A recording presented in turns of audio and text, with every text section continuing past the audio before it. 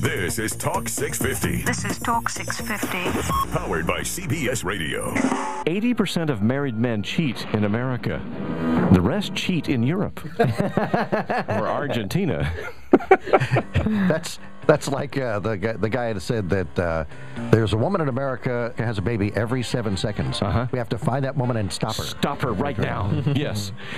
Scott Arthur, our man about town and amateur obstetrician, is in the studio with us this morning. Nice to see you. Kid stuff. Just kid stuff. Actually, this is kid and adult stuff. Peter Pan, or The Boy Who Would Not Grow Up, is at the Alley Theater through the end of the month. Now, it's a wonderful production, but it's a little different than you're used to seeing. This is what they call the rarely seen original fantasy. Oh. It's a darker, more grown-up story of the adventures of Peter and Wendy and Tinkerbell, and it's great. Peter is played not by a traditional devil-may-care female, but by a more introspective and serious actor by the name of Jay Sullivan. Best way I can describe that is think Johnny Depp as Peter Pan. I like that idea. I mean it. It's wonderful. It's great. Are his eyelids painted? Sort of.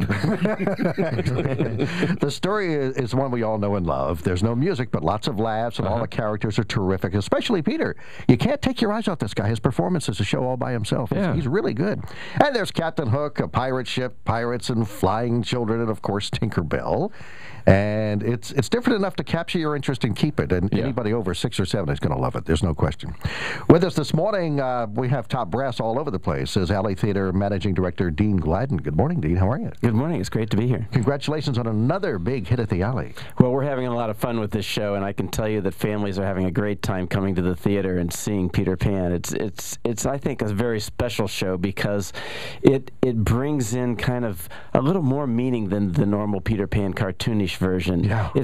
And it's a little more thrilling than you get in. And there's nothing like live theater and watching those pirates on stage in the sword fights. Did you ship them in from Somali? Well, I tell you, no, we didn't ship them in from Somali because they wouldn't be costumed correctly. Oh, well, okay. So we have we had to design our own costumes for this, which are actually very international in their design. It's very interesting to see all the different pirates because each one is a different character, pretending that if you were a little boy or a child, who were the scary figures in your life. And so there's a pirate for each person. So there's like a mean school teacher pirate, and there's like a mean chef cooker pirate, and they have just all these just kind of characters. And then the costumes, they have a samurai pirate, and they're just fascinating to see. Well, now, is that an aspect of the story that never occurred to me?